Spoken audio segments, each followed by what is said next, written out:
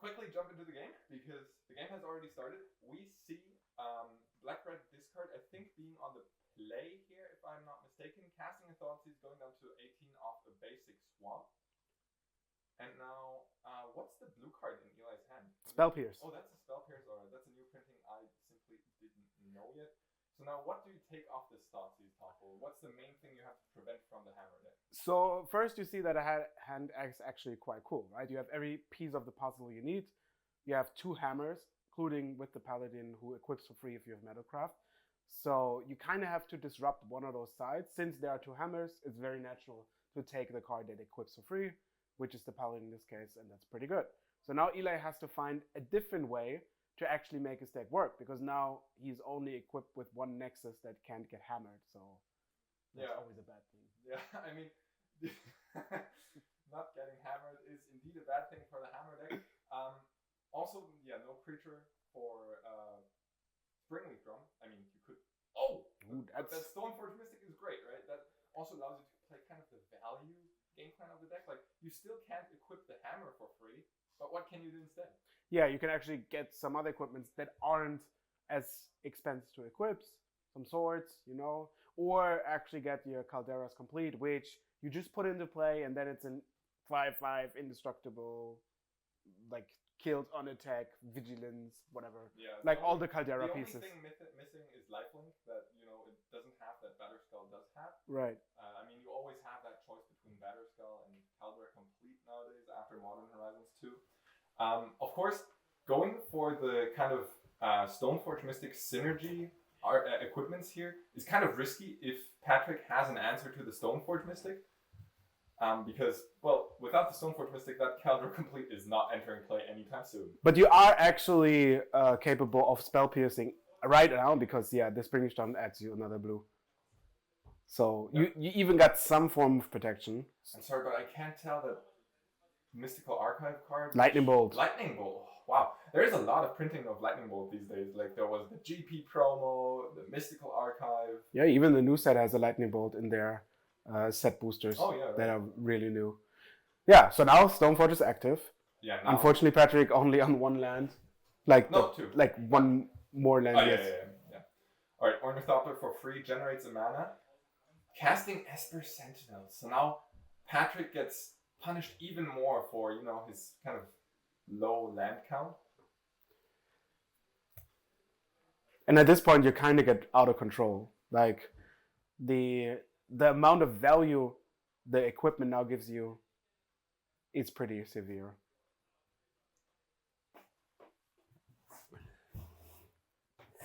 And then you actually don't even need the hammer. Like, it's big, like, easily enough for have the Caldera token. The Esper Sentinel probably is gonna draw at least 1 or 2 cards, because, like, you have 2 lands. What are you paying with? Oh, and I would love to see a hammer equipped on the Esper Sentinel. Would you like to pay 12? It's kind of expensive, you know. Like, you have 4 mana, but you're still a little bit, like, far away. Here we see another new artwork. Do you know what this is? I can't tell. Is it Dreadbore? Yeah, either that or Doomblade. Yeah, it seems. But no, it reads like Dreadbore. I think to me it reads like Doomblade, but I. No, it's Dreadbore. Okay. Yeah. So Patrick definitely not able to pay 1 extra for that Dreadbore, so Eli will be drawing a card off the Esper Sentinel. Yeah, and this is so crucial. Like, imagining you're playing a discard, like, type archetype, and then all of a sudden your opponent is drawing a card for every card you do, which is, you know, not very effective. All right, as we head back into Eli's turn, Eli's heading into the red zone, hitting for 6. So Patrick goes down to 4. Yeah, and that's a Giver of Runes, so more protection for Eli's creatures. And yeah, at that point, Patrick decides to pack it up. Like, how are you gonna, as a black-red deck, how are you gonna get around an indestructible creature with Esper Sentinel on the board that generates value and Giver of Runes to back it up? So that way, we head into the sideboard now. However, unfortunately, right now we don't have the deck list available, so we're gonna play the guessing game, Toffel. All right, so naturally, red-black, also in Modern, but specifically also like in other formats, boards the Saga from Hidetsugu, Yeah. which deals with a lot of shenanigans your opponent can have. The 1-drops are all exiled. The graveyard, which in this case is not really important, is also gone. But then you also have a quite nice beater. So I assume at least 2 up to 4 of those go in. Because Yeah, Hidetsugu's, I think it's called Hidetsugu Consumes All. Yes. Is a really nice answer to like a lot of things that a lot of modern decks have going on, where lots of them utilize the graveyard, but this deck specifically has so many cheap permanents that it puts into play. 0 and 1-drops, they're all gone. And usually the deck doesn't work without all of those. But you can see Stoneforge is like the exception where you're just Stoneforging. It feels like Stoneforge is just a separate, like it's 2 decks together. There's a combo deck, and then there's also the Stoneforge deck that plays this mid-range game plan. And somehow they cobble together quite nicely. Like, all right, we see an Ornithopter taken out. We've got the Sanctifier Anvek, is that? Mm-hmm. Protection from red and from black. How convenient. How convenient to have protection from red and from black. That card feels like cheating. You're very specific archetype. If you board it, you feel glorious. Yeah, that's true. Yeah, like against the black-red deck, it just feels like cheating because they're trying to, outvalue you or like remove your creatures, but you just don't care because this has protection from black and from red, and I'll just put all of my equipments on that creature. Like, what are you gonna do? Block it? Yeah. You need to find like a very, very specific plan. I mean, also you can play against like a deck. If you don't answer something right away, then you're going in major troubles, right? Stoneforge Mystic, the prime example. But also if they have like creatures, Sigardus 8, that can flash in all the equipments, that means you kind of have a removal spell for either the payoffs, like maybe you have like boarded Ancient Grudge and you get access to green or something like that. But if you're not asking the questions and you have to answer theirs right away, it's going to be really tough. Yeah, definitely. As we see players shuffling up for game 2, I would actually suspect, like before game 1, I would have suspected that an interactive black-red deck has a solid chance against, or a solid fighting chance against the Hammer deck that does, kind of tend towards that combo style finish. But yeah, Eli just completely proving me wrong. The good part for this matchup for Rakdos is that a lot of the cards from Eli need synergy. So if you are able to strip one side of the synergy, a lot of the draws actually become dead. Like if you only draw Ornithopters and stuff, it doesn't, in Hammers, it doesn't give you anything. Yeah. And we saw this actually being quite working when he took the Paladin. The whole hand was nothing. Yeah. There were 2 Hammers and Ornithopter, like a Nexus and stuff. But then all of a sudden, Eli has some life draws which are incredibly good. Yeah. That you always have to fade and you're not counterspelling, right? It's not that you can do anything against it. So which of the cards in Eli's deck are the non-combo cards, the kind of mid-range game plan value cards that he's looking for in this matchup? You always want Stoneforge Mystic. Stoneforge Mystic? Yeah. If you resolve Stoneforge Mystic and untap with it, that's just basically game. I'm not quite sure what can Patrick do against the indestructible creature. Yeah, and then another one is Urza's Saga these days, right? Where you kind of just generate value out of a land you play. Right, so now we actually got the deck list, and the red-black deck list plays a lot of spot removal type of cards. Like you have Fury and Grief as the elementals that you can evoke, which are kind of nice, but also not good. There's a combo with Feign Death where you can actually get them back once you exile them. So the also, issue... you see the land that works for that? Oh, yeah. The issue we're seeing here from the red-black deck is kind of, there's no way to generate card advantage, right? Once your opponent pulls ahead, you don't make up for that. Yes. Like, you have 2 Croxas, which are kind of your actual late-game options. You have 4 Season Pyromancers. So your goal is actually kind of to get your hand down to a point where you draw cards with those, because otherwise they're basically generating tokens. You have 2 Village Rites, which can sacrifice some of the evoke creatures to draw cards. So to me, this feels like an old school Jund deck, where you're trying to 1-for-1 your opponent and then resolve a Croxa, and that way you're going to take over the game. But that doesn't work in 2022 anymore, when we've got cards like Urza Saga, like Stoneforge Mystic tutoring up indestructible creatures. I think it's not really, John, no. It's more of a semi-mono black combo deck, like you with all the removal spells, and then you have some form of really stable interaction. The Feign Death and the land we see now unflipped on the battlefield give your elementals a bit more oof, and then hopefully you can not grind but really win before your opponent draws anything relevant again. All right, and at this point we've got the Protector and Vec on board. Patrick is, even though it doesn't look like it, Patrick is under a lot of pressure because Patrick will not easily close out this game. Yes, there's the Dauthi Voidwalker that has shadows, so in theory there is like a 6-turn clock, but at the same time that protection from red and from black will simply take over the game. Like, any equipment on that creature needs to be dealt with, otherwise that becomes lethal very quickly. And I guess Patrick just has to put together a game plan that gets around it somehow, like applying pressure. Yeah, I mean, we can look at the answers now. There are 2 engineered explosives. There's basically Liliana if you catch the Sanctifier unprotected from any other creature. But besides that, there's not much you can do. Yeah, it's gonna be tough. Literally. Protector also prevents some graveyard shenanigans by exiling red and black cards. Yeah, so all the Croxa value is shut off until then. Yeah, I mean, Croxa itself can't even enter the graveyard to be escaped. I would describe this matchup as somewhat unfortunate. Yeah, it is especially unfortunate losing game 1 then, and then game 2 just straight up running into that brick wall that the Protector and Vec is. Yeah, now you have Stoneforge Mystic, which gets the Caldera again. And we talked about that. Oh, Shadow Spear? Okay. I guess that's one of the safer approaches. I'm not quite sure what the difference is between Indestructible and Protection from Red and Black, but I think Eli just wants to get the lifelink engine going. Yeah, he wants to put this on the Protector, right? Yeah, obviously.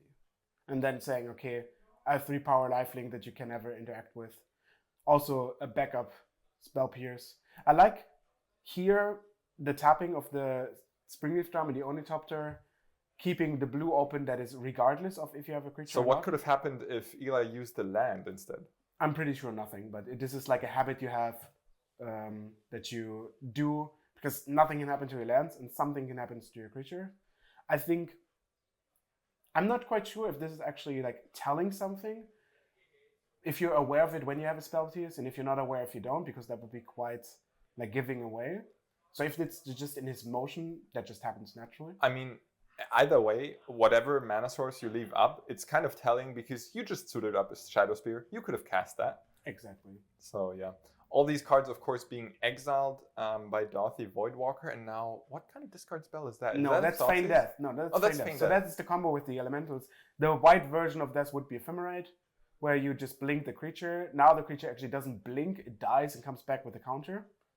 So this now actually is a 4/4 with double strike, which, as you might have guessed, still not good enough against something like protection from red.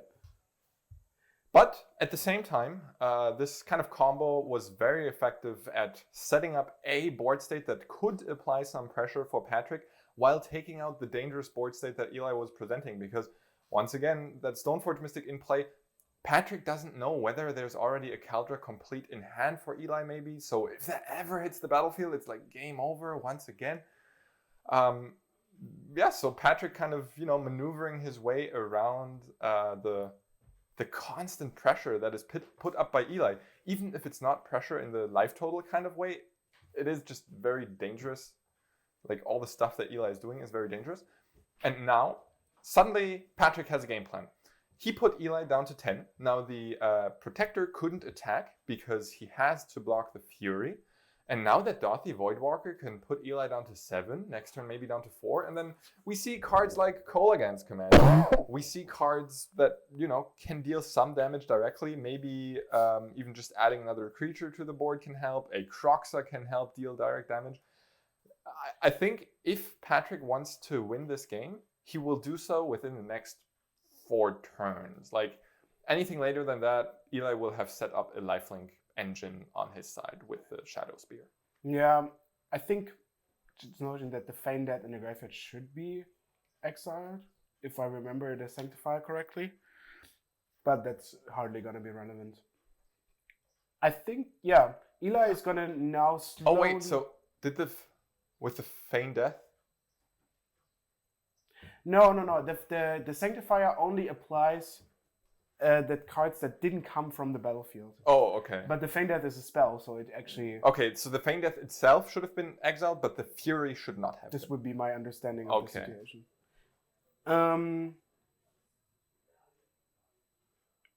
Eli, as long as he doesn't attack, is kind of good. The Shadow one is a 3/2 Shadow, right? Like you're actually gonna have a clock with that, but you can combat that a little bit, putting Shadow Spear on your Nexus every turn, which is a bit expensive. But given that Eli has only 2 hammers in the hand, it's basically the best you can do. Yeah. It's one of those things where you don't have the outlet, but as soon as you draw the outlet, well, whoops. Oops. Remember when I said as soon as you draw the outlet? Yeah, so this is going to allow Eli to equip the hammer for free. That's 11 points of damage, and oops, guess what? There's a second hammer. There is a second hammer, so that's a total of 24 points of damage with protection from red and from black coming from Eli to Patrick, and that's a 2-0 victory for Eli Loveman. Starting off this showdown 1-0. So congrats to Eli. We're looking forward to seeing more of him in the future rounds. But luckily, we have a backup match, Toffel. Can you believe it? No, such professionalism. Such professionalism. We'll switch over to that backup match because Eli Loveman is not the only Mythic champion in attendance. We've also got Simon Nielsen in here, who recently, also became a Pro Tour champion, and Andrea Mangucci, who won the Mythic Invitational back in, I think, was it 2019? I think it was 2019. The Invitational? Yeah.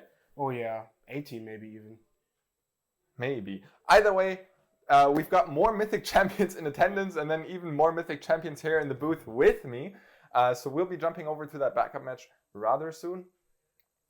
In the meantime, that match was kind of one-sided. The Hammertime deck never really got under serious pressure there. Let's see if Gerard can do the same against Simon Nielsen here. Simon playing a very spicy deck. Yeah, so if you're not familiar with what's going to happen, it's going to be a doozy. On the right side, we see another Hammertime, but this time actually white-green?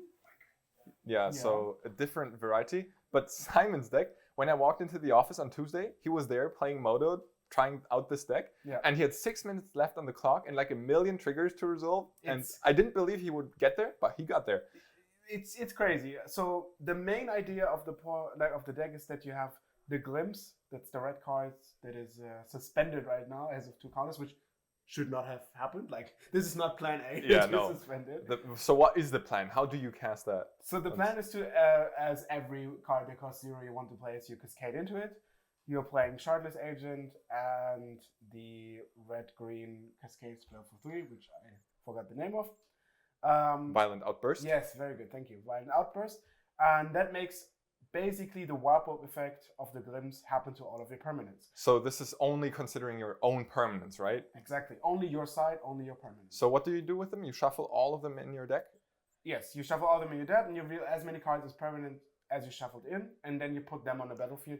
Everything that's a permanent, every spell goes under your library. So what happens if Simon reveals like an Omnath and 5 lands? Then you have an Omnath with 5 triggers, which only 3 of them apply because Omnath starts at 3, and 1 of the card drawing from Omnath. So what happens if you hit an Omnath, a Risen Reef, and 3 lands? Like, how much value do you generate? Yeah, then you have 2 Risen Reef triggers, and 1 Omnath plus the 3 lands, which is kind of the okayer version. The good part is Omnath gives you mana, so you can cast stuff you draw from the Risen Reef. But here's the thing where the deck becomes kind of stupid, right? When you reveal a lot of those elementals at the same time, like 2 Risen Reefs, or 2 Omnaths with the lands, or Wake Sifter, which makes them 2 more clue tokens, because it's also an elemental. Like, you trigger and you go up the permanent count because you put more cards into play than you actually leave, like shuffle in with. And then in order to make it kind of a soft loop, you're playing Endurance, which shuffles then your graveyard back in, which has all the glimpses that you cast before. And since Shardless Agent and the Violent Outburst are so easy to find with all the Reserve triggers, you're doing it again and again. So one of your turns can actually literally take 10 I would be amazed if Simon did not miss a single trigger today, because those are plenty, and especially with like double Risen Reef stuff going on, you will empty out your deck lists. So don't think the Endurance shuffle in your own graveyard thing is like a joke or something. That is a serious thing you will have to do multiple times in the same game. No, this is not an option. This is a mandatory thing. Yeah. So the Endurance, not there as like main deck graveyard hate. I mean, it can come in handy, but in general, it's supposed to shuffle in your own graveyard. And yeah, trust me, you like this deck can work that way. The thing you are most sad to see if you only like is revealing other spells off the glimpse, because you do play for Violent Outburst, and you do play, I think, 3 of the glimpses. Mm-hmm. 3 glimpses. That's about it, I think. 4 Violent Outbursts. So if you get really unlucky with those spells, you will, kind of lower your permanent count and fizzle. And once again, this deck also being powered by those Evoke Elementals, because they are kind of like spells, but they're permanents to put into play with glimpse. Yeah, there's also some little neat tricks you can do. When the Evoke is on the stack, but would go to the graveyard, you can outburst in response, giving you an extra permanent. There are also very neat interactions where you can do all of this at the end of somebody's turn because of outburst being an instant. So that gives you the point where you can do it, and then your opponent has to counter stuff, and you can do it again. There are a lot of triggers naturally, but there are also a lot of timing things you have to do, because when you play the glimpse, everything enters at the same time. So you have to stack all your triggers at the same time. So knowing when your Endurance is also one of those things, because you want to Endurance usually one in the beginning, and if you have one at the end, but then you can also take care that some of the spells aren't shuffled in, and it's quite a doozy. All right. So with Simon's deck explanation only taking 10 minutes of our time, let's take a look at the game state. Gerard just deployed a Karn, fetching a Void Mirror from the sideboard. That one arriving just in time to counter the glimpse from Simon's side. And without the glimpse, Simon is not looking great, because he's struggling on mana, generating a treasure token right now, only having 1 land available. Yeah, the problem with Simon's deck is that you have very limited forms of interaction. So the only one to actually deal with those permanents are Berseus and the Evoke Foundry something. Let me see. So right now he does have the option. He has a Shardless Agent in hand, so he could go for the Cascade right now before the Void Mirror hits the table. And I'm certain that's a thing he's considering. But as always with this kind of Warp World effect, it is kind of a spin of the wheel. He only has 5 permanents that he would shuffle in. So yeah, I mean, it really depends on how the 5 permanents he gets would treat him. I hope he goes for it. I really hope. Hopefully, yeah. I want to see a spin of the wheel. Well, Simon is hitting 1-0, it seems like. Yeah, so what you're saying is we will likely see another spin of the wheel? Yeah. So Chad asks, if you have 2 Omnath and 3 lands with Glimpse, you get 8 mana, 8 damage, 8 life, right? That's how it works, right? Correct, but you could also get to draw 2 cards from the Omnath. Yeah. You basically get every trigger. The only thing that doesn't work is when you have fetch lands, because you don't get to fetch at the time. Yeah, as soon as both Omnaths enter the battlefield, they see each other, and they are legendary creatures, so you will have to sacrifice one of them immediately.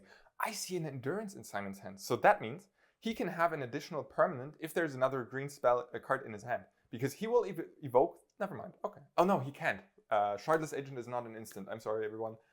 Shardless Agent is a sorcery, so he can't stack the evoke with the glimpse. So we'll see a glimpse for 5 permanents, because remember that 2/2 token at the top of the battlefield is a permanent. There's the glimpse. And you might say 5 permanents, that doesn't sound very good. I'll take 1 Risen Reef, 1 Omnath, and 3 lands, please. Yes. if there's Omnath or Risen Reef, the deck becomes kind of good. Also, since Gerard is not really like putting on any pressure, even Wake Sifters are kind of bonkers. So you do have a lot of quite annoying misses though. Like imagine you get like nothing and like I don't know 5 random permanents and no lands. I mean, I think 5 permanents and no lands would be fine Yeah, for I don't Simon. think there are as many blanks and permanents as you can have. Yeah, but just like 4 lands and Omnath. I guess Omnath is still very good, but 4 lands and a Fury or something are meh. Like, I guess at least getting access to lands would be nice. All right, let's reveal it. Dunk, dunk. And 1, 2, 3, 4, 5. I hope he flips them one by one. No. Foundation Breaker. Oh, all right. Risen Reef, Subtlety. Oh! Vigor and Buzeo. Okay. Oh, that's pretty sick though. The Risen Reef triggers 3 times. Mm-hmm. Simon gets to destroy an artifact. So Simon just draws 3 cards, gets to put all lands he finds there into play, gets to destroy either the Sigarda's Aid or the Hammer. Mm-hmm. And the Subtlety is just a nice, the Subtlety bonus. just doesn't add anything, right? You could actually target your Shardless Agent that is still on the stack to put it back on top. If you want to do that. If that actually works. I'm not sure if Subtlety works for opponents. Oh yeah, maybe, yeah, you could if you want to have another go at it. But once again, in that case, you would have to stack the triggers correctly. Because otherwise you're going to draw the thing with Risen Reef and you would much rather put lands into play with Risen Reef. You can actually just target your own Shardless Agent. Alright, so do you have to? And it's a benefit, choose up to 1 time to just spell or planeswalk. Alright, so you don't have to counter your own Shardless Agent, but Simon decides not to. And I mean, yeah, who can blame him? Now, Gerard has to deploy the Void Mirror because imagine another glimpse. Now there's 8 permanents on the battlefield. I don't think you can allow Simon to glimpse for 8 permanents, but at the same time, that eats up half of your mana that you have available this turn. So, I mean, yeah, you have to spend that 2 mana on the Void Mirror, which now shuts off the glimpse that's on suspend. Or any elemental spell that wants to be evoked. Yep. So the Endurance in Simon's hand has to be hard cast at this point. Yeah, but here you see, like we have a Pure Steel Paladin, but not quite enough artifacts to equip yet. Yeah, and even then, an 11/11 Pure Steel Paladin is nice, but without Trample, it's not getting through the board. At the same time, yes, it is a start to, assemble a threat. The good part about the deck is you're not really dying quickly. Like, you're dying when the loop goes somewhat infinite. Funnily, it's like never really infinite because technically, if you're not hitting all the cards in the library, you can still somehow fail. Like there's a certain amount. But yeah, it's one of those 99% cases. Mm.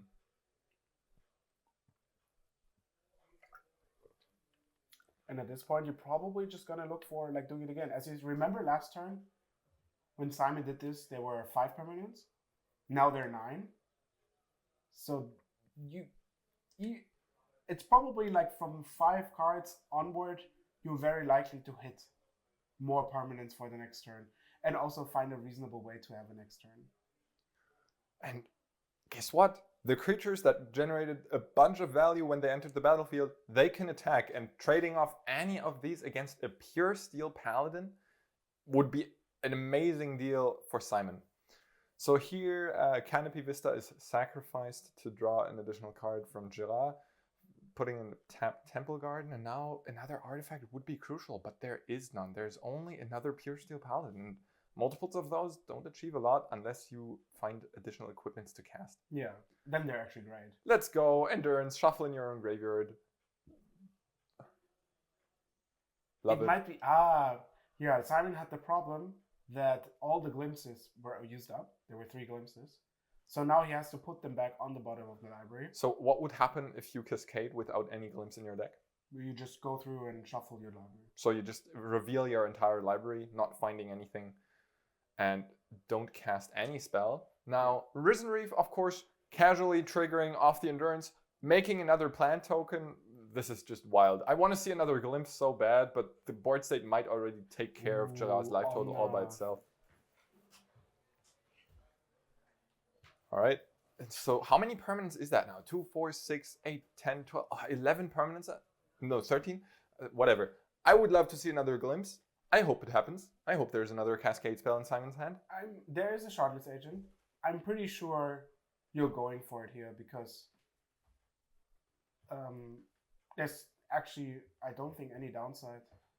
But I don't think there is a Cascade spell in hand right now. No Shardless Agent? Sad. Sad times. Maybe the Risen Reef can find one. Let's see. Nope. That's a tapped Scalding Tarn. Simon, there is a Shardless Agent, right? There is. Oh, I'm not crazy. I mean, I would certainly attack first. Please and then tell me I'm not crazy. You're not crazy, Toffel. Oh. Let's attack first. Any trade-offs are fine because, I mean, you're trading one permanent for like one of the key permanents of your opponent. Gerard realizing he kind of has to get down to business and block because otherwise he's going down to 1, which I don't think Simon can deal directly to him, but yeah, that 1 is not a comfortable life total. So instead, he's going to trade off the Paladin against, I forgot the name, it's a 2/2 Elemental. And now, yes, let's go. Yeah, I really like how he cuts like to half his deck because he knows there's nothing in there. Yeah, of course. Yeah. So, all right, yeah, there's the glimpse. There's the glimpse. So now the rest gets shuffled, and then everything gets shuffled anyways. Yeah, you get shuffled like under your library, and then. So now we don't know where any of the glimpses are anymore in the deck, and now this is 2, 4, 6, 8, 10, 12, 14 permanents. Oh my goodness. Oh no, yeah, of course it gets countered. How am I so stupid? Oh my god, no. In all the excitement we also. Yeah.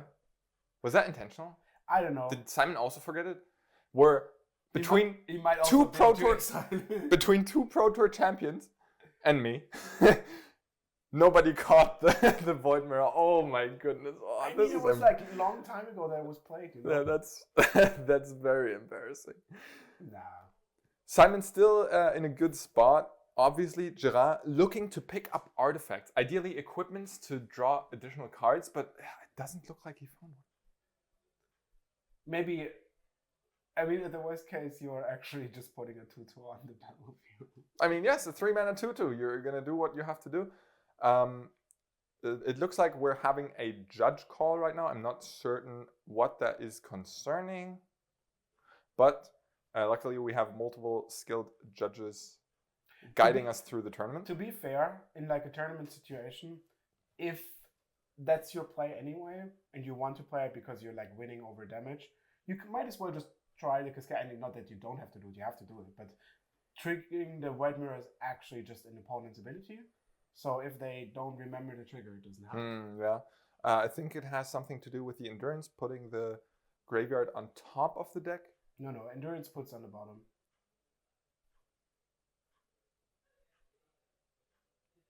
Yeah, but I think Gerard put the graveyard on top rather than on the bottom, and I think that's what the judge call is about. Endurance. The second one was targeting Gerard. Yeah, it was. It was. So yeah. Why is half the screen just one big 1 and 0? Well, I'm glad you asked. We share. That's our players. Now, this is our backup match. For our main feature match, we always have the player cameras. However, we've run out of cameras. You know, you casually just run out of cameras sometimes when you've got the 5th one out of your bag and like there's just no more cameras. So for our backup match, you will have to pass on the player cameras. So instead, the players are just represented by their in-game score in this match, where Simon won the first game, and we're currently in the second game resolving a judge call. And of course, below the player names, you can see their total match score across the entire tournament, which, because we're in round 1, is 0-0 for both of them. Once again, to remind everyone, this is Matteo's Modern Monday Showdown, a weekly league in Berlin that is usually played on Mondays, but this is the showdown, so, this is kind of the final kind of event going on to, reward the players who performed well in the league. And because we thought it was awesome, we also flew in some Mythic champions and Pro Tour champions to accompany us, like Simon Nielsen, who you see on the screen. He's a fairly recent Pro Tour champion. He's also won a GP, top 8 at multiple of those. He won multiple GPs. Oh, I keep undercutting Simon's achievement. It happens. It happens. We've all been there. We also have Andrea Mangucci, Mythic champion of the Mythic Invitational, in attendance. Top 8 at 1 GP, not multiples. And then, finally, last but not least, we have Eli Loveman, who we watched. He was our main feature match at this round. We watched him also play Hammertime and take down Black Red Discard in, dominating fashion, taking it down 2-0.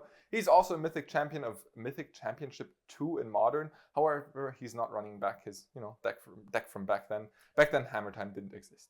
No. Also, right now, Humans, I think, is kind of meh. Not that it was good back then. I mean, everybody should have played Tron. No, everybody should have played Humans. Humans was a great deck. All right, you had some success with Humans. I had some success with Humans. That deck was amazing. I looked at recent decks, the recent human deck lists. Mm-hmm. They're playing Ragavan. No, really? Can you believe it? I can believe it, yes, but this sounds very funny. Excuse me? I came here to play Humans and you're playing a monkey. All right, so I think they resolved the issue. Yeah, we have backed up the mistake that occurred earlier with the Endurance shuffling cards on top of the library instead of on the bottom, because Endurance puts cards at the bottom of the target's library. So we have backed that up, and we're now back in Gerard's turn, facing down lethal damage on Simon's side because Gerard's only on 3 life. He would love to have some cheap equipments to kind of get the card draw starting and the cheap equip going on as well. Hushbringer would have been such a good card Earlier on, it would have been amazing. Interestingly, putting a hammer on the Paladin would even threaten lethal. I mean, there's a bunch of blockers, but still, Simon is on 13. But as it stands, it's not looking good for Gerard. Hushbringer just 2 turns too late. One more artifact to actually equip. And like the hammer on a lifelink creature would also be great, but unfortunately. Well, actually, no, Hammer would lose the game on a lifelink creature. So you needed the flyer to block. Yeah, and that's just a lethal attack from all the permanents that Simon has generated. And oh my goodness. I love to see Simon win here because I want to see more of that deck. No offense to Green-White Hammertime. It's a cool deck. We've seen it. It can produce amazing, kind of out of nowhere kills. But I want to see more glimpse into 10 permanents, see Simon's head explode when he's trying to figure out the triggers, all of that. And yeah, I mean, hopefully we get to see more of that as Simon moves on to be 1-0 in Matteo's Modern Mondays Showdown, covered by Cardmarket. We will soon head into a small break because, we'll be setting up round 2. We'll be taking care of some of the audio issues we were having. So in the meantime, you'll get to look at the players' deck lists for a bit. And yeah, we'll see you back for round 2 and more Modern action soon.